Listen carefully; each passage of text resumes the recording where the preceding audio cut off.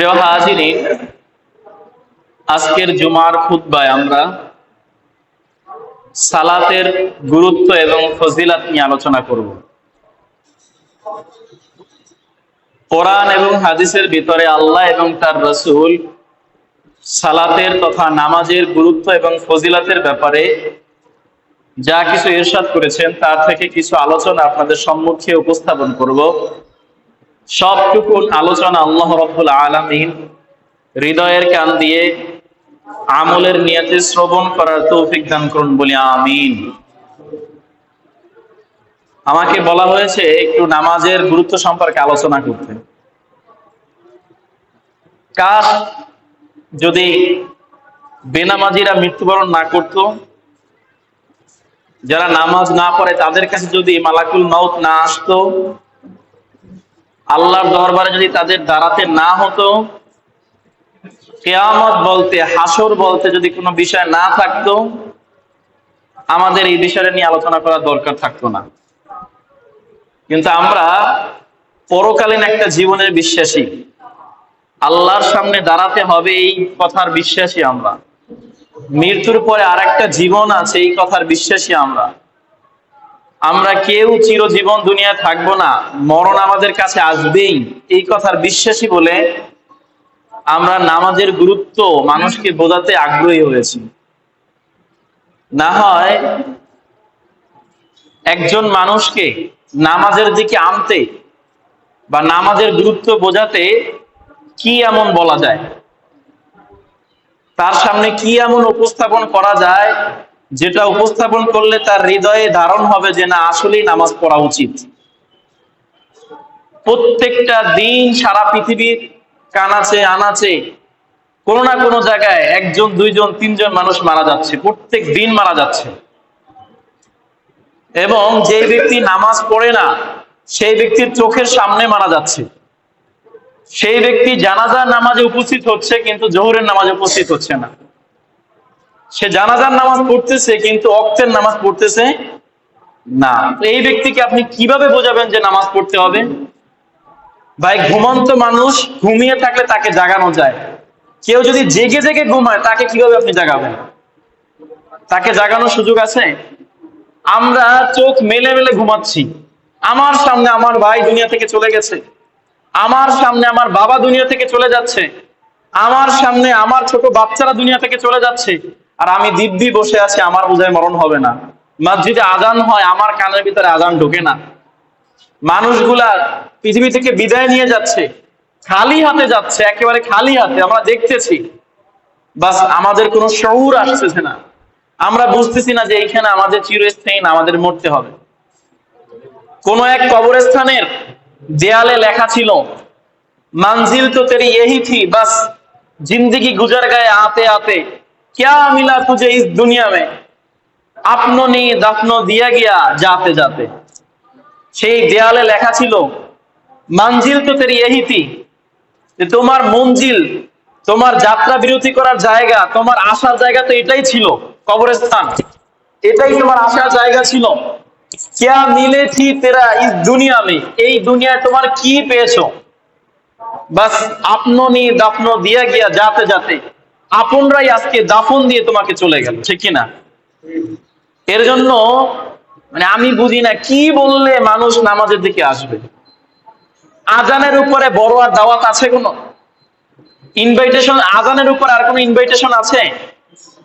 আল্লাহ রাব্বুল আলামিন মুয়াজ্জিনের কণ্ঠে আজান পাঠ করান, কিন্তু ডাকটা কার? আল্লাহর। 5 ওয়াক্ত আল্লাহ রাব্বুল আলামিন আপনাকে ডাকেন, আসো মসজিদে আসো, নামাজে আসো, হাইয়া আলাস সালাহ, হাইয়া আলাল ফালাহ, কল্যাণের দিকে আসো। আর আপনি ওনার একজন, আপনার সৃষ্টি হওয়ার পর আল্লাহর এই বিধানকে, আল্লাহর এই দাওয়াতকে আপনি অস্বীকার করলেন, মসজিদের দিক থেকে ঘুরে অন্যদিকে চলে গেলেন। কাজ যেই দিন আপনি নামাজ না পড়ে থাকেন, ওই দিন যদি আল্লাহ রাব্বুল আলামিন আপনার শ্বাস গ্রহণ বন্ধ করে দিত, ওই দিন যদি আপনার হাত ব্যবহার করা বন্ধ করে দিত, আপনার খাবার গ্রহণ করা বন্ধ করে দিত, আল্লাহ রাব্বুল আলামিন করেন না এটা। তার মানে এইটা না যে আল্লাহ আপনাকে ছেড়ে দিয়েছেন। আল্লাহ বলেন ওয়াউমলি লাহুম, আমি তাদেরকে ঢিলা দেই, ঢিলা দিতে দিতে দেখতে থাকি যে উনি কতদূর পর্যন্ত যায়। ইন্না কাইদি মাতিন, কিন্তু মনে রাখো আমার পাকড়াওটা কঠিন, আমি ধরি না, ধরলে ছাড়ি না। এর জন্য পেয়ারে হাজিরিন, আজকে নামাজ পড়েন নাই, কালকে পড়েন নাই, পরশু পড়েন নাই, আজকে বলছেন কালকে পড়বো, কালকে বলছেন পরশু পড়বো। ইমাম আহমদ ইবনে হাম্বল রহমতুল্লাহ বলেন, এক ব্যক্তি রাতের বেলা ঘুমানোর সময় অনুশোচনা হলো, মনে মনে তওবা করলো আর বলল, আগামীকাল সকাল থেকে আমি নামাজটা শুরু করব। আহমদ ইবনে হাম্বল কাঁদতেছেন আর বলতেছেন, ওই ব্যক্তি আর সকাল পায় নাই, ওই ব্যক্তি আর সকাল পায় নাই। আপনি নিশ্চিন্তে বসে আছেন যে না, আমার দিন সামনে আছে, আমি নামাজের রক্ত পাবো আর নামাজ পড়বো। প্যারে হাজিরিন, 5 বার আল্লাহ রাব্বুল আলামিন আপনাকে ডাকেন, মসজিদের দিকে আসো, নামাজের দিকে আসো। এখানে ক্ষান্ত না। পবিত্র কুরআনুল কারীমের ভিতরে আল্লাহ রাব্বুল আলামিন 82 জায়গায়, কয় জায়গায়?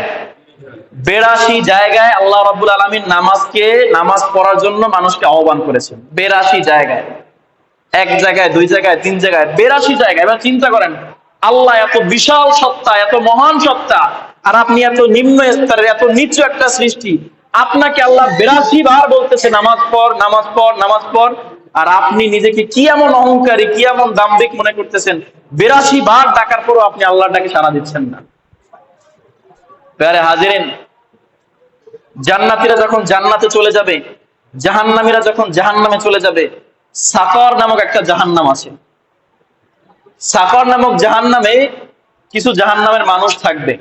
তো জান্নাতীরা আলোচনা করতে করতে একটা সময় বলবে যে, মা সালাকাকুম ফি সাকার, হে সাকারের ভিতরে যারা জ্বলতেছো আগুনে, তোমরা এই সাকারে কেন আসলো?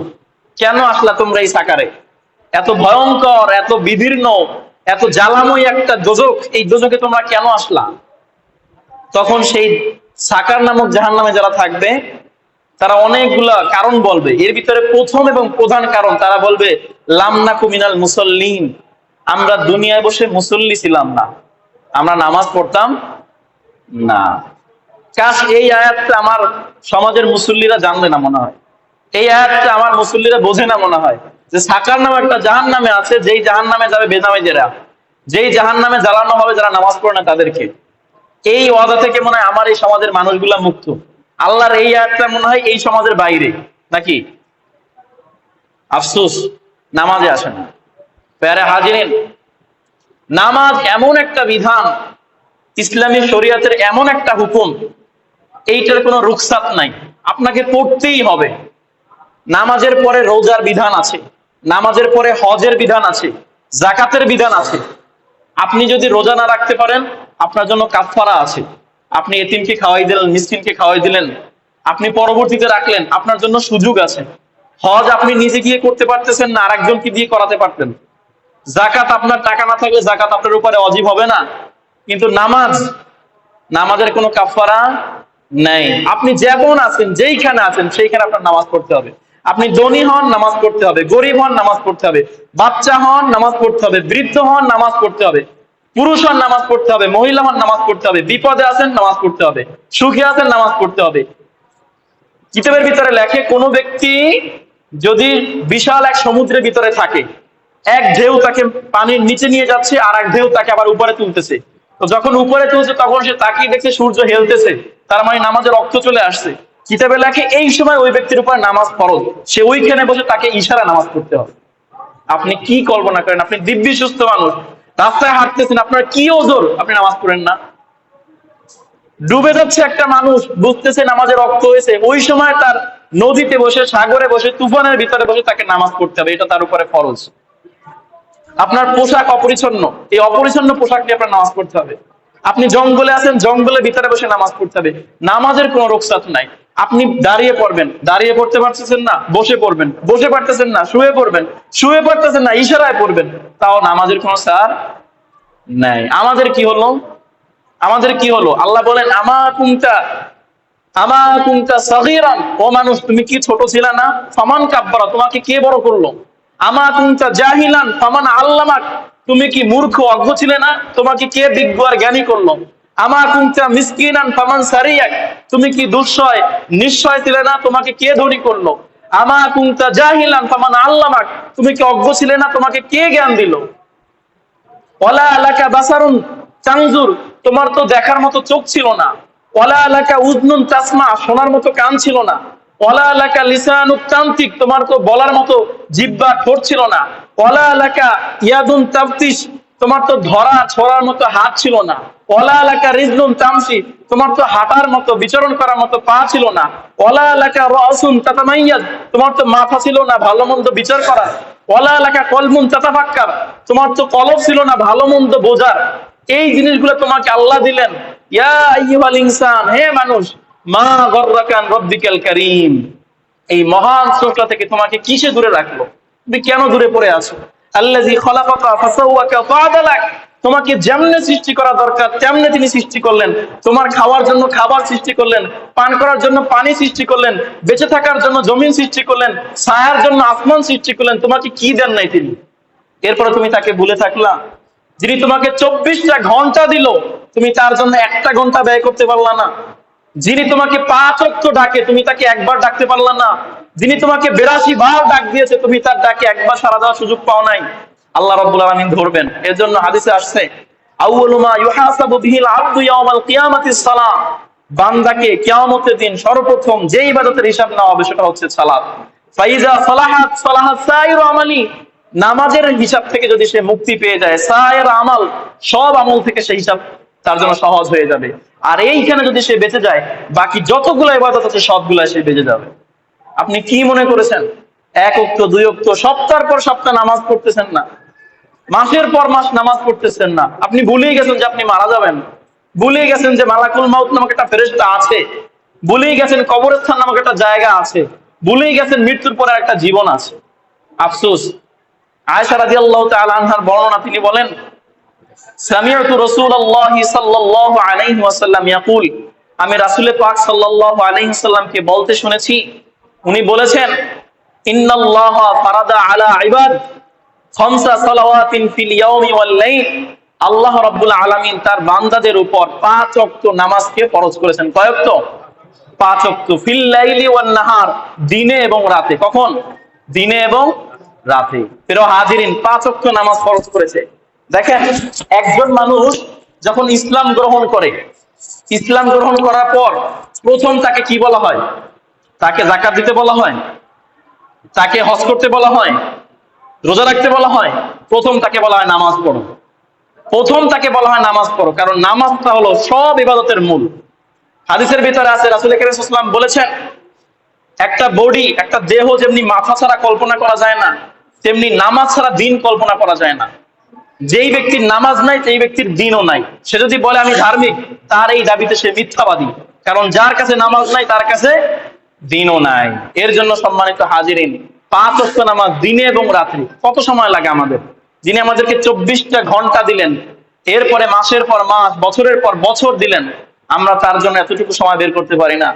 আয়েশা রাদিয়াল্লাহু তাআলা আনহা বলেন, রাসূল কারীম সাল্লাল্লাহু আলাইহি ওয়াসাল্লাম বলেছেন, মান হাফাজা লাহা, এই 5 ওয়াক্ত নামাজ যেই ব্যক্তি ঠিক মতন আদায় করবে, মান হাফাজা রুকুআহুন্না, যেই ব্যক্তি নামাজের রুকুগুলা ঠিকভাবে আদায় করবে, ওয়া সুজুদাহুন্না, সিজদাগুলা ঠিকভাবে আদায় করবে, লাম ইয়ানকুসু মিনহু শাই, 5 ওয়াক্ত নামাজের কোন জায়গায় কোনো কিছু সে বাদ দিবে না, কানা লাহু আহদান ইয়াউমাল কিয়ামাতি, কিয়ামতের দিন সে আল্লাহর কাছে উঠবে এমন অবস্থায় যে আল্লাহর সাথে আর তার সাথে একটা চুক্তি হয়েছে। চুক্তিটা হলো আল্লাহ ইউআযিব, আল্লাহ তাকে আযাব দিবেন না। এর জন্য মুসল্লি যারা, তারা জান্নাতে যাবে একেবারে বিনা দরখাস্তে, বিনা পারমিশনে, একেবারে ডাইরেক্ট জান্নাতে চলে যাবে বাস। কারণ আল্লাহ তার সাথে চুক্তি হয়েছে, আল্লাহ তাদেরকে শাস্তি দিবেন না। এর জন্য আরেক হাদিসে রাসূল কারীম সাল্লাল্লাহু আলাইহি ওয়াসাল্লাম বলেছেন, মান হাফাজা, যেই ব্যক্তি এই 5 ওয়াক্ত নামাজকে সংরক্ষণ করবে, কানাত লাহু নূরুন ওয়া বুরহানুন ওয়া নাজাতুন ইয়াউমাল কিয়ামা, এই 5 ওয়াক্ত নামাজ কিয়ামতের দিন তার জন্য নূর হবে। কি হবে?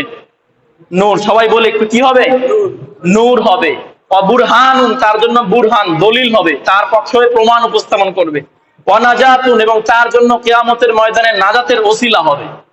এরপরে রাসূল বলেন, ওমান লাম ইউহাফিজ, যারা এই 5 ওয়াক্ত নামাজ সঠিকভাবে আদায় করবে না, লাম ইয়াকুন লাহু নূর, তার জন্য কোনো নূরের ব্যবস্থা থাকবে না, লাম ইয়াকুন লাহু বুরহানুন, তার জন্য কোনো বুরহান, তার পক্ষে কোনো দলিল থাকবে না, লাম ইয়াকুন লাহু নাজাতুন, তার জন্য কোনো নাজাতের ব্যবস্থা হবে না। এরপরে রাসূল কারীম সাল্লাল্লাহু আলাইহি ওয়াসাল্লাম বলেন, কিয়ামতের দিন সে কি করবে জানো?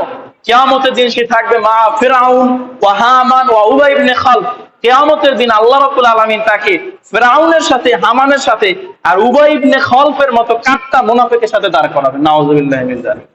এবারে বলেন, আমার মুসল্লিরা যারা নামাজ পড়েন না, কিয়ামতের দিন আপনার পাশে এক পাশে ফিরআউন আর এক পাশে হামান আর সামনে উবাই ইবনে খলফ, রাজি আছেন তো উঠতে? এটা রাজি আছেন আপনারা? তাহলে নামাজ পড়েন না কেন? কিয়ামতের দিন ফিরআউনের পাশে উঠতে কে রাজি আছে? কেউ রাজি না। আপনারা এক ওয়াক্ত নামাজ যদি পড়ে না, ওরা জিজ্ঞেস করবেন কিয়ামতের দিন কি ফিরআউনের লাগে উঠতে রাজি আছে? না না, রাজি নেই। অথচ নামাজ পড়ে না। আল্লাহ রাসূল সাল্লাল্লাহু আলাইহি ওয়াসাল্লাম বলছেন, নামাজ যদি সে না পড়ে ফিরআউনের সাথে তার হাসর হবে, হামানের সাথে তার হাসর হবে। উবাই ইবনে খলফ মদিনার ভিতরে সবচেয়ে কাট্টা মুনাফিক ছিল এটা, এবং রাসূল কারীম সাল্লাল্লাহু আলাইহি ওয়াসাল্লাম তার মরার আগে বলে দিয়েছিলেন এটা জাহান্নামী, জাহান্নাম দুনিয়া থেকে সে কিনে নিয়ে গেছিল। এই উবাই ইবনে খলফের সাথে আপনি কিয়ামতের দিন দাঁড়াতে রাজি আছেন? এজন্য পেয়ারে হাজিরিন, আমরা নামাজকে কেন ভুলে যাই? নামাজকে কেন ভুলে যাই? যে ব্যক্তির নামাজ ঠিক হয়ে যায় তার দিন ঠিক হয়ে যায়। আশা করা যায় কোনো ব্যক্তি যদি নামাজ পড়ে, সে যদি সুদখোর থাকে সুদ থেকে ফিরে আসবে, সে যদি ঘুষখোর থাকে ঘুষ থেকে ফিরে আসবে, সে যদি বেপর্দা চলে বেপর্দা থেকে ফিরে আসবে, আশা করা যায়। কিন্তু যে ব্যক্তির নামাজ নাই, সে যত ভালো একটা সময় গিয়ে সে খারাপ হয়ে যাবে। কারণ নামাজটা হচ্ছে আপনার কন্ট্রোলশিপ। আল্লাহ নামাজের মাধ্যমে মানুষকে কন্ট্রোল করেন। আল্লাহ রাব্বুল আলামিন বলেন, কোন বান্দা যখন সিজদা করে, আস-সাজিদু ইয়াসজুদু আলা কদামাইর রহমান, সিজদাকারী তোমরা দেখো টাইলসের উপরে, জায়নামাজের উপরে, মাটির উপরে সিজদা করে না। আস-সাজিদু ইয়াসজুদু আলা কদামাইর রহমান, সিজদাকারী যখন সিজদা করে তখন সে আল্লাহর কুদরতি পায়ে সিজদা করে। সুবহানাল্লাহ। কার পায়ে? আল্লাহর কুদরতি পায়ে সিজদা করে। মুসা আলাইহিস সালামের একটা ঘটনা শুনেন। মুসা আলাইহিস সালাম 40 দিন রোজা রাখার পরে একবার আল্লাহর সাথে কথা বলতে পারতো। 6 দিন রোজা রাখার পরে একদিন, এবং সেটা তুর পাহাড়ের উপরে ওঠা লাগতো তার। তুর পাহাড়ে ওইখানে গিয়ে তারপর সে আল্লাহর সাথে কথা বলতে পারতো। তো একবার কথোপকথনের সময় মুসা আলাইহিস সালাম আল্লাহকে বলল, আল্লাহ আপনি কোথায়, আমি কোথায়? তো মুসা আলাইহিস সালাম মনে করেছিলেন যে উনি পাহাড়ের পাদদেশে আর আল্লাহ হয়তো মনে হয় পাহাড়ের উপরে। মুসা আলাইহিস সালাম মনে করতেছিলেন এটা। তো আল্লাহ বললেন, তোমার আর আমার মাঝে বাইনাকা ওয়া বাইনি ওয়া বাইনাকা ৭০ আলফা হিজাব, তোমার মাঝে আর আমার মাঝে ৭০,০০০ পর্দা। কয় হাজার পর্দা? ৭০,০০০ পর্দা। ফি কুল্লি হিজাবিন মিয়াত আলফা, প্রত্যেক হিজাব, এক হিজাব থেকে আরেক হিজাব ১,০০০ বছরের রাস্তা। কয় হাজার বছরের রাস্তা? আনা ওয়ারাল হিজাব, আমি হিজাব, পর্দার ওই পাশে আর তুমি পর্দার এই পাশে। আমি পর্দার এই পাশে, তুমি। তাহলে দূরত্বটা কতটুকু? এই এত দূরত্ব থেকে মুসা আলাইহিস সালাম কথা বলতেছে। উনি একজন নবী রাসূল কথা বলছে। আল্লাহ এরপরে বলেন, সাতাতি উম্মাতুন, একটা উম্মত আসতেছে, অচিরে একটা উম্মত আসতেছে, তোমার পরে আরেকটা উম্মত আসতেছে। এই উম্মত আমার সাথে কথা বলবে, ফালা হিজাবা বাইনি ওয়া বাইনাক, আমার সেই বান্দাদের মাঝে আর আমার মাঝে কোনো হিজাব থাকবে না। তারা যখন কথা বলবে আমি তার কথা শুনবো, আমি যখন বলবো তারা তার কথা শুনবে। সুবহানাল্লাহ। আল মুসাল্লি ইযা কামা ফিল মুসাল্লা, মুসল্লি যখন তার মুসাল্লায় দাঁড়াবে, ফালা হিজাবা বাইনি ওয়া বাইনা, তখন তার মাঝে আর আমার মাঝে কোনো পর্দা থাকবে না। সে বলবে আমি শুনবো, আমি বলবো সে শুনবে। এর জন্য রাসূল কারীম সাল্লাল্লাহু আলাইহি ওয়াসাল্লাম বলেন, কসামতু সালাতি আলা কিসবাইন, আল্লাহ বলেন আমি বান্দার নামাজকে 2 ভাগে ভাগ করেছি। কয় ভাগে? 2 ভাগে ভাগ করেছি। এক ভাগে বান্দা আমার কাছে চায়, আর এক ভাগে আমি বান্দাকে দেই। চায় এক ভাগে, বান্দাকে দেই এক ভাগে। বান্দা যখন বলে আলহামদুলিল্লাহি রাব্বিল আলামিন, তখন আল্লাহ বলে হামিদানি আব্দি, আমার বান্দা আমার প্রশংসা করেছে। এরপরে বান্দা যখন বলে আর রহমানির রহিম, তখন আল্লাহ বলে আল্লাহ বলে সাব্বাহানি আব্দি, আমার বান্দা আমার তাসবিহ পাঠ করেছে। এরপরে যখন মালিক ইয়াউমিদ্দিন বলে, তখন আল্লাহ বলে মাজ্জাদানি আব্দি, আমার বান্দা আমার বরত্ব করেছে। এইটুকু বলার পরে যখন আমরা বলা শুরু করি ইয়াকা না'বুদু ওয়া ইয়াকা নাস্তাঈন, আল্লাহ আপনার ইবাদত করি, আপনার কাছে সাহায্য চাই, তখন আল্লাহ বলে বাইনি ওয়া বাইনা, ও বান্দা এই যে কথা, এটা অর্ধেক তোমার অর্ধেক আমার। ইয়াকা না'বুদু, তুমি আমার ইবাদত করো, ওয়া ইয়াকা নাস্তাঈন, আর আমার কাছে সাহায্য চাইলে আমি সেই সাহায্য তোমাকে দেই। এরপরে আল্লাহ বলেন এখন থেকে বান্দা যা আমার কাছে চাইবে আমি তাকে দেওয়া শুরু করব। তখন বান্দা চাওয়া শুরু করে ইহদিনাস সিরাতাল মুস্তাকিম, আল্লাহ আমাকে সরল পথ দেখান। গায়রিল মাগদুবি আলাইহিম ওয়ালাদ-দাল্লিন, যেই পথে গেলে পথভ্রষ্ট হব, যেই পথে গেলে আমার উপর ধ্বংস আসবে, সেই পথে আমাকে নিয়েন না। আল্লাহ বলেন এতক্ষণ বান্দা আমার কাছে আমার দোয়া করেছে, আমার প্রশংসা করেছে, আমার সানাতিবাদ বলেছে, আর এই পর্যায়ে এসে বান্দা আমার কাছে চাইতেছে। বান্দা যখন ওয়ালাদ-দাল্লিনের পরে আমিন বলে, তখন রাসূল সাল্লাল্লাহু আলাইহি ওয়াসাল্লাম বলেন বিশাল একদল ফেরেশতা তার সাথে আমিন বলে। আর আমিন যখন বান্দার আমিন আর ফেরেশতার আমিন মিলে যায়, তখন আমার জন্য এই দোয়া কবুল করা ওয়াজিব হয়ে যায়। সুবহানাল্লাহ। এজন্য সম্মানিত হাজিরিন, আমরা নামাজকে কি মনে করি? কি মনে করি নামাজকে অবহেলা করে ছেড়ে দিই? রাসূল কারীম সাল্লাল্লাহু আলাইহি ওয়াসাল্লাম বলেছেন, কোন ইবাদত, কোন আমলের মাধ্যমে বান্দা আল্লাহর জিম্মা থেকে বের হয়ে যায় না। একটা আমল ছাড়া, এক আমল ছাড়া, কোন ইবাদতে, কোন আমল ছাড়া বান্দা কখনো আল্লাহর জিম্মা থেকে বের হয়ে যায় না। একটা ইবাদত, সেটা হলো সালাত। একটা ইবাদত, সেটা হলো সালাত। রাসূল সাল্লাল্লাহু আলাইহি ওয়াসাল্লাম বলেন, মান তারাকা সালাতা মুতাআম্মিদান, যেই ব্যক্তি ইচ্ছা করে এক ওয়াক্ত নামাজ ছেড়ে দিল, বারাআত মিনহু জিম্মাতুল্লাহ, আল্লাহর জিম্মা তার থেকে চলে গেল। এখন সে আর আল্লাহর জিম্মায় নাই। আর বান্দা যখন আল্লাহর জিম্মা থেকে বেরিয়ে যায়, তখন শয়তান তাকে ঘিরে ধরে। নামাজ যখন ছেড়ে দিবেন, তখন দেখবেন খারাপ কাজ আপনার কাছে ভালো লাগে, খারাপ কাজ ভালো লাগে আপনার কাছে। নামাজ যখন পড়বেন, রেগুলার হয়ে যাবেন, খারাপ কাজ আপনার কাছে ভালো লাগবে না। এইটা আল্লাহর ওলিদের সিফাত। ওনারা ইচ্ছা করলেই খারাপ কাজ করতে পারে না, ভালো লাগে না খারাপ কাজ, আর আপনার কাছে খারাপ কাজ ভালো লাগে। এর কারণ হচ্ছে আপনি সালাত ঠিক মতন আদায় করেন না, তারা নামাজটা ঠিক মতন আদায় করে। এই জন্য পেয়ারে হাজিরিন, আমরা যেন নামাজ ভুলে না যাই, আমরা যেন নামাজটা ঠিক মতন আদায় করি। খুব মারাত্মক কথা, আব্দুল কাদের জিলানী রাহমাতুল্লাহ নাম শুনছেন না সবাই? ওনাকে সবাই ভালোবাসেন না? বড় পীর বলেন সবাই, তাই না? এবারে উনি কি বলে, একটা কথা শুনেন। উনি বলেন, কায়লা ইয়াকা ইলাহি কায়লা আউয়ালা নাজরিন মাল্লা ইউসাল্লি। অনুবাদ করব এটার। আব্দুল কাদের জিলানী বলতেছেন, কুকুর সকালবেলা উঠে নাকি বলে, কায়লা ইয়াকা ইলাহি কায়লা আউয়ালা নাজরিন মাল্লা ইউসাল্লি, আল্লাহ আজকের দিনে প্রথম নজরটা যেন কোনো বেনামাজির উপরে না পড়ে। এটা কুকুরে বলে। কিসে বলে? এটা আমার কথা না, আব্দুল কাদের জিলানী রাহমাতুল্লাহর কথা। কুকুরে বলে ঘুম থেকে ওঠার পরে সকালবেলা যে আল্লাহ প্রথম নজরটা যেন কোনো বেনামাজির উপরে না পড়ে। কুকুর সৃষ্টির ভিতরে, এই ধাত্রীর ভিতরে সবচেয়ে নিকৃষ্ট প্রাণী হচ্ছে কুকুর। এই কুকুর বলতেছে বেনামাজির আমি দেখতে চাই না। তাহলে আপনি চিন্তা করেন আপনার অবস্থা কি, আপনি নামাজ না পড়ার কারণে কোন অবস্থায় গেছেন। এর জন্য আল্লাহ বলেন, বালহুম আদাল উলাইকা কাল আনআম, ওরা হলো সব চতুষ্পদ প্রাণী। বালহুম আদাল, বরং চতুষ্পদ প্রাণী চাইতেও নিচু, কুকুর ছাগল ভেড়ার চাইতেও নিচু মানে। এই জন্য সম্মানিত হাজিরিন, এই কথাগুলো কঠিন, আপনাদের নিতে কষ্ট হবে, এত জঘন্য ভাবে বলা হয়েছে। আল্লাহর রাসূল কারীম সাল্লাল্লাহু আলাইহি ওয়াসাল্লাম এত মায়ার নবী, এত দয়ার নবী, এত ভালোবাসার নবী, যার হৃদয়টা, তার শরীরটা মায়া দিয়ে তৈরি। রাসূল কারীম সাল্লাল্লাহু আলাইহি ওয়াসাল্লামের মতো এত ভালোবাসার, এত দয়ার মানুষ পৃথিবীতে দ্বিতীয়টা নাই। কিন্তু রাসূল কারীম সাল্লাল্লাহু আলাইহি ওয়াসাল্লাম কি বলেছে জানেন? রাসূল কারীম সাল্লাল্লাহু আলাইহি ওয়াসাল্লাম বলেছে, আমার মনে চায় আমি সেই সমস্ত বাড়িগুলোকে আগুন দিয়ে জ্বালিয়ে দিই। কেন জ্বালিয়ে দিই? সেই সমস্ত বাড়িগুলোকে আগুন দিয়ে জ্বালিয়ে দিই যেই সমস্ত বাড়িগুলোর ভিতরে মানুষ বসবাস করে, অথচ আজান হয়, মসজিদে নামাজ হয়, তারা জামাতে অংশগ্রহণ করে না। কাশ ওই ঘরগুলোর ভিতরে যদি কোনো নারী আর কোনো বাচ্চা না থাকতো, আমি জ্বালিয়ে দিতাম, আমি জ্বালিয়ে দিতাম। এবারে চিন্তা করেন, রাসূল কারীম সাল্লাল্লাহু আলাইহি ওয়াসাল্লামের মতো এত দয়ার মানুষ, মায়ার মানুষ, উনি বলতেছে আমি ঘর জ্বালিয়ে দেবো, যারা নামাজ না পড়ে তাদেরকে সহ জ্বালিয়ে দেবো। তাহলে চিন্তা করেন নামাজ পড়াটা কত গুরুত্বপূর্ণ। আফসোস লাগে, আফসোস, আমরা যারা এখানে অভিভাবক যারা আছি, আমরা নামাজ পড়তে আসলেও আমাদের পরবর্তী প্রজন্ম, আমাদের সন্তানরা নামাজ পড়তে আসে না। আচ্ছা, নামাজ না পড়লে যে জাহান্নামে যেতে হবে, এটা সবাই জানি না? আমরা জাহান্নামে যেতে হবে জানি তো সবাই। আর জাহান্নাম তো মনে হয় আমাদের বেয়াই বাড়ি। জাহান্নাম তো মনে হয় যে খুব ভালো একটা রেস্টুরেন্ট, যাইয়া শুধু আমোদ ফুর্তি, নাকি এমন?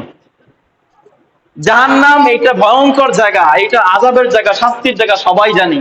আর এটাও জানি নামাজ না পড়লে শাস্তি পেতে হবে, জাহান্নামে যেতে হবে।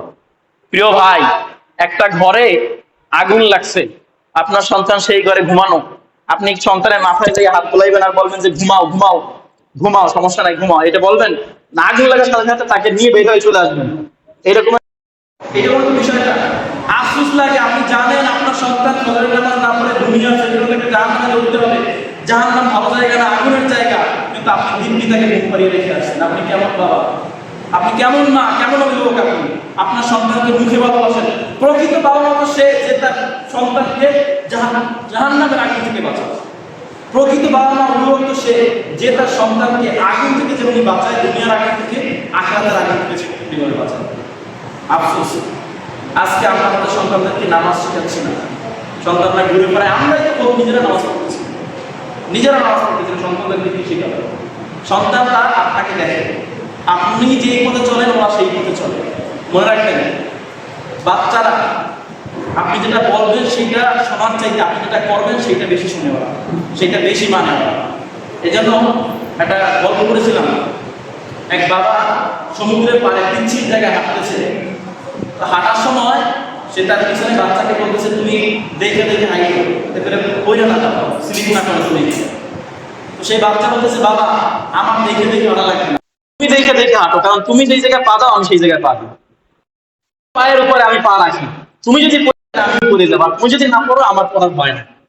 এই জন্য এরপরে নামাজ পড়লে আপনি কি পাবেন?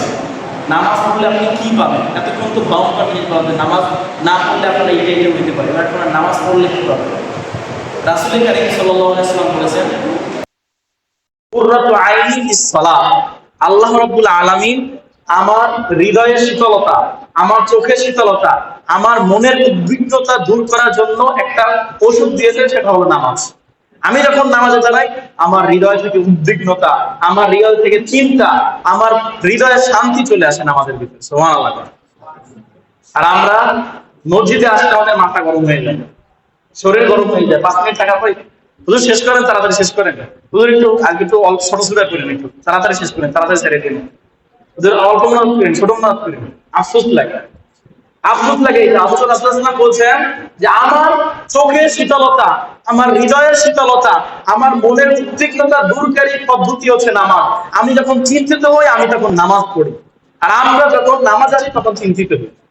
আফসোস, এটা আমাদের জন্য আফসোস। আজকের সময় সবথেকে বেশি ডিপ্রেশনে ভুগি আমরা, উদ্বিগ্ন, চিন্তা চিন্তা, কোথায় কি হবে, কালকে কি হবে, আজকে কি হইতাছে, পরিবার কেমনে চলবে, সমাজ কেমনে চলবে, এত টেনশন আমাদের ভিতরে। অথচ রাসূল কারীম সাল্লাল্লাহু আলাইহি ওয়াসাল্লাম সলিউশন দিয়ে গেছে। কোন ব্যক্তি যদি অজু করে, অজু করার মতো অজু করে, তার যে অঙ্গগুলো যদি ধোয়া দরকার সেই অঙ্গগুলো যদি ঠিকভাবে ধোয়, ধোয়ার পরে যদি মসজিদে চলে আসে, আল্লাহ রাব্বুল আলামিন তার হৃদয়ের ভিতরে সাকিনা, আর ভিতরে সাকিনা বলা হয় শান্তিকে, আল্লাহ রাব্বুল আলামিন আসমান থেকে তার হৃদয়ে সাকিনা নাযিল করতে থাকে। আমরা এই শান্তিতে ছেড়ে অন্য জায়গায় শান্তি খুঁজি, অন্য জায়গায় শান্তি খুঁজি। রাসূল কারীম সাল্লাল্লাহু আলাইহি ওয়াসাল্লাম বলেছেন আহাব্বুল বিলাদি মাসাজুহা, জমিনের ভিতরে সবচেয়ে প্রিয়তম জায়গা, সবচেয়ে উত্তম জায়গা হচ্ছে মসজিদ। ওয়া আশারুল বিলাদি আসওয়াতুহা, আর জমিনের ভিতরে সবচেয়ে নিকৃষ্ট জায়গা হচ্ছে বাজার। কোথায়? ওই চায়ের টং, যে জায়গায় বসে আপনারা সংসদ শুরু করেন, ছোটখাটো একটা সংসদ হয়ে যায় আমাদের চায়ের দোকানগুলো। অথচ রাসূল সাল্লাল্লাহু আলাইহি ওয়াসাল্লাম বলেছেন সবচেয়ে নিকৃষ্ট জায়গা হচ্ছে এটা, আর সবচেয়ে উত্তম জায়গা হচ্ছে মসজিদ। আমাদের মসজিদ গুলো খালি, আমাদের বাজার গুলো ভরপুর, মানুষ সেইখানে গেলে মনে হয় মজা, শান্তি সেই জায়গায়। অথচ বাজারে গেলে প্রত্যেক, আপনি চাইতে না চাইতে সবসময় আবার পাপ হবে। আপনি বিশাল এক সাইনবোর্ডে বিশাল এক নর্তকীর ছবি দেওয়া আছে, আপনি অনেক সেকেন্ডে চোখে পড়ে গেছে আপনার, আপনি এই পথ থেকে বাঁচতে পারতেছেন না। আর একটা দোকানের ভিতরে টেলিভিশনে গান বাজতেছে, আপনি আপনার কান আটকে রাখতে পারবেন? আপনার কান অটোমেটিক আসতেছে, পাশাপাশি একজন গিবত করতেছে, আপনি শুনতে বাধ্য, শুনতেছেন। একজন আর একজনের ব্যাপারে অপবাদ দিচ্ছে, আপনি শুনতে বাধ্য, আপনার অটোমেটিক পাপ হতেই থাকবে। অথচ এখন যে মসজিদে আসে, আপনাদের পাপ বন্ধ আছে না? এখন এখন কোনো পাপ হচ্ছে? পাপের রাস্তা পুরো বন্ধ হয়ে গেছে। এর জন্য রাসূলুল্লাহ ইসলাম বলেছেন যে সবচেয়ে প্রিয়তম জায়গা হচ্ছে মসজিদ, আর সবচেয়ে নিকৃষ্ট জায়গা হচ্ছে বাজার। বাজারে গিয়ে কেউ আল্লাহর ওলি হয় না, আপনি কাউকে দেখাতে পারবেন না যে বাজারে বসে আল্লাহর ওলি হয়েছে। কিন্তু হাজারের পর হাজার উদাহরণ দিতে পারবো যারা মসজিদে আসার কারণে ওলি হয়েছে। এই জন্য পেয়ারে হাজিরিন, আমরা যেন মসজিদ মুখী হই, মসজিদে বেশি থাকার চেষ্টা করবেন। যতক্ষণ মসজিদে থাকেন এতক্ষণ তো পাপ থেকে মুক্ত আপনি থাকতে পারতেছেন। মসজিদ থেকে বের হওয়ার পরও কিছু সময় আপনার ভিতরে পাপ পঙ্কিলতার আওয়াজ আপনার গায়ে লাগবে না। আপনার মনে হবে এই মতো নামাজ পড়ে আসলাম, এখনই পাপে জড়িয়ে যাবো, আপনার ভিতরে আসবে না এটা। এই জন্য যেন আমরা মসজিদে বেশি বেশি আসেন, মসজিদটাকে যেন আমাদের জায়গা মনে করি। আরবিতে একটা উদাহরণ আছে, আরবি সাহিত্যে একটা উদাহরণ, যে আল মুমিনু ফিল মসজিদ কাসামাকা ফিল বাহর, মুমিন ব্যক্তি মসজিদে থাকাকে মনে করে পানির ভিতরে মাছ থাকার মতো। পানিতে যেমন মাছ থাকাটাই স্বাচ্ছন্দ্য বোধ করে, মাছ যেভাবে পানিতে থাকলেই বাঁচে, পানিতে থাকলেই তার ভালো লাগে, পানি থেকে তুলে আনলে সে যেমন মারা যায়, ঠিক তেমনি মুমিন ব্যক্তি মসজিদের ভিতরে স্বাচ্ছন্দ্য ফিল করে। মসজিদ থেকে বের হলে তার ভিতরে সমস্যা তৈরি হয়, তার ভিতরে খলল সৃষ্টি হয়, তার ভিতরে উদ্বিগ্নতা কাজ করে। আর এর উল্টা মুনাফিক, আল মুনাফিকু ফিল মসজিদ কাত্তাইরি ফিল সিজ, মুনাফিকরা মসজিদ থেকে কেমন যেন কোনো পাখি খাঁচার ভিতরে থাকে। পাখি খাঁচার ভিতরে আপনি যত খাবার দেন তাকে, ওর ভিতরে ছটফট করতেই থাকে, একটু খোলা পাইলেই হুট করে চলে যায়। যত ভালো খাবার দেন আপনি পাখির খাঁচার ভিতরে থাকে না পাখি। তো এই মুনাফিকের অবস্থা হচ্ছে এমন, ওকে মসজিদের ভিতরে যা কিছু দেন মসজিদ থাকতে পারে, একটু সুযোগ পেলেই বাস মসজিদ থেকে চলে যায়। এই জন্য আমরা যেন মুনাফিক না হয়ে যাই, আমরা যেন মুমিন থাকি, আমরা তো নিজেদেরকে সবাই মুমিন বলে পরিচয় দিই, মসজিদ আমাদের প্রিয় নয় কেন? কিয়ামতের দিন রাসূল করিম সাল্লাল্লাহু আলাইহি ওয়াসাল্লাম বলেন 7 শ্রেণীর মানুষকে আল্লাহ রাব্বুল আলামিন আরশে আজিমের নিচে ছায়া দেবেন। যেই দিন এক বিঘত অথবা এক হাত উপরে সূর্য থাকবে, যেই দিন প্রচন্ড তাপের কারণে মাটিতে তামা হয়ে যাবে, মানুষের পায়ে যখন কোনো জুতো থাকবে না, পরনে যখন কোনো পোশাক থাকবে না, মাথার উপরে যখন কোনো ছায়া থাকবে না, প্রচন্ড তাপের কারণে মাথার মগজগুলা ভাতের মারার মতো গলে গলে নাকের ছিদ্র কানের ছিদ্র দিয়ে পড়বে। এমন একটা বিভীষিকাময় হাসরের ময়দানে কোথাও ছায়া নাই, কোথাও পানি নাই, কোথাও আশ্রয় নাই। 7 শ্রেণীর মানুষকে আল্লাহ রাব্বুল আলামিন সেই বিভীষিকাময় মুহূর্তে আরশে আজিমের নিচে ছায়া দেবেন। এই 7 শ্রেণীর মানুষের ভিতরে এক শ্রেণীর মানুষ হলো রজুলুন কলবুহু মুআল্লাকুন বিল মাসাজিদ, ওই মানুষগুলা যেই মানুষগুলার হৃদয়টা সবসময় মসজিদের সাথে লটকানো থাকে। কখন মসজিদে যাবে, কখন নামাজ অংশগ্রহণ করবে, কখন আবার মসজিদে যাবে, এক ওয়াক্তের পর আরেক ওয়াক্তের জন্য সে অপেক্ষা করে, কখন মসজিদের মাইক থেকে আযান হবে, কখন নামাজ পড়বে, এই উদ্বিগ্নতা থাকে, তার হৃদয়টা মসজিদের সাথে আটকানো থাকে। এই সমস্ত ব্যক্তিদেরকে সেই যে আল্লাহ রাব্বুল আলামিন আরশে আজিমের নিচে ছায়া দেবেন। প্যারে হাজিরিন, আমরা যেন নামাজকে ভুলে না যাই, নামাজকে ভুলে না যাই। সম্মানিত হাজিরিন, দেখেন রাসূল করিম সাল্লাল্লাহু আলাইহি ওয়াসাল্লাম উনি মেরাজে গেছেন। কোথায়? মেরাজে আল্লাহর সাথে দেখা করতে যাচ্ছেন। এত বিশাল একটা মহান একটা জার্নি। এই জার্নি শুরু হয় কাবা থেকে নামাজ পড়ার মাধ্যমে। কিসের মাধ্যমে? নামাজ পড়ার মাধ্যমে। যাচ্ছেন বাইতুল মুকাদ্দাসে, তো সেখানে গিয়ে বাইতুল মুকাদ্দাস ঘুরে দেখবেন না, না আগে নামাজ। সমস্ত নবী রাসূলদেরকে নিয়ে সেখানে আগে নামাজ পড়লেন। গেলেন আল্লাহর কাছে, অন্য কোনো কিছু আল্লাহ রাব্বুল আলামিন তাকে উপহার দেয় না, উপহার দেয় নামাজ। কি দেয়? নামাজ দেয়। রাসূল করিম ইসলাম দুনিয়ার জমিনে এসে প্রথমে বলতে যে নামাজ পড়ো। রাসূল করিম ইসলাম যখন দুনিয়া থেকে বিদায় হয়, যখন মানুষ মৃত্যু সজ্জায় থাকে, তখন মানুষ সবচেয়ে গুরুত্বপূর্ণ কথা বলে। যখন মানুষ মুমূর্ষ অবস্থায় থাকে, তখন তার জীবনের শেষ কথাটা সে বলে। কোনো গুরুত্বপূর্ণ কথা ছাড়া তখন সে বলে না। রাসূল করিম ইসলামের মতো এত গুরুত্বপূর্ণ মানুষ, ওনার মৃত্যু সজ্জায় উনি বলতেছে আসসালাত আসসালাত আইমা মালাকাত আইমানুকুম, ও আমার বান্দারা, সালাত সালাত, নামাজ নামাজ, নামাজের হিসাবে। চিন্তা করেন রাসূল করিম সাল্লাল্লাহু আলাইহি ওয়াসাল্লাম মৃত্যু সজ্জায় এই সময় কম গুরুত্ব হলে নামাজের কথা বলেন, কত গুরুত্ব এর জন্য নামাজের কথা বলেন। ওমর রাদিয়াল্লাহু তাআলা আনহুর মতো এত বিশাল খলিফা, ইসলামী ইতিহাসের ভিতরে যে সমস্ত খলিফাদের নাম স্বর্ণ অক্ষরে লিখিত, এর ভিতরে ওমর রাদিয়াল্লাহু তাআলা প্রথম। জান্নাতের সার্টিফিকেট দুনিয়ার মধ্যে তিনি পেয়ে গিয়েছেন। রাসূল যার সম্পর্কে বলেছেন আমার পরে যদি কেউ নবী হতো সেটা ওমর হতো। আল্লাহ রাব্বুল আলামিন বলেন ওমর এমন মানুষ যার মাধ্যমে আল্লাহ দ্বীনকে জিন্দা করেন। দ্বীনকে জিন্দা করেন কার মাধ্যমে? ওমরের মাধ্যমে জিন্দা করেন। ওমর ইসলাম গ্রহণ করার পূর্বে মুসলমানরা নামাজ পড়তো লুকাইয়া, ইবাদত করতো লুকাইয়া। ওমর ইসলাম গ্রহণ করার সাথে সাথে ওমর রাদিয়াল্লাহু তাআলা আনহু রাসূলকে বলতেছেন আল্লাহ রাসূল আলাসনা বিল হক, রাসূল আমরা কি হকের উপরে নই? রাসূল সাল্লাল্লাহু আলাইহি ওয়াসাল্লাম বলেন না। এরপর বলেন যে ওহুম আলাল বাতিল, আল্লাহ রাসূল আমাদের যারা বিরোধী করে তারা কি বাতিলের উপরে না মিথ্যার উপরে না? রাসূল সাল্লাল্লাহু আলাইহি ওয়াসাল্লাম বলেন না, হ্যাঁ আমরা সত্যের উপরে, ওরা মিথ্যার উপরে। ওমর রাদিয়াল্লাহু তাআলা চিৎকার দিয়ে বললেন মা হাযিহি দানিয়াতু লিহাযিদ দুনিয়া, ও নবী আমরা যদি হকের উপরে থাকি তাহলে এত ডর কিসের? হক তো সবসময় উঁচু থাকে, বাতিল তো নিচু থাকে, আমরা কেন লুকিয়ে থাকবো? প্রকাশ্যে উনি বলেছেন আজকে থেকে কাবা ঘরের ভিতরে মুসলমানরা নামাজ পড়ে, এর আগে মুসলমানরা নামাজ পড়ার সাহস করে না। ওমর রাদিয়াল্লাহু তাআলা প্রথম প্রকাশ্যে ইসলাম প্রকাশ করা শুরু করেছেন।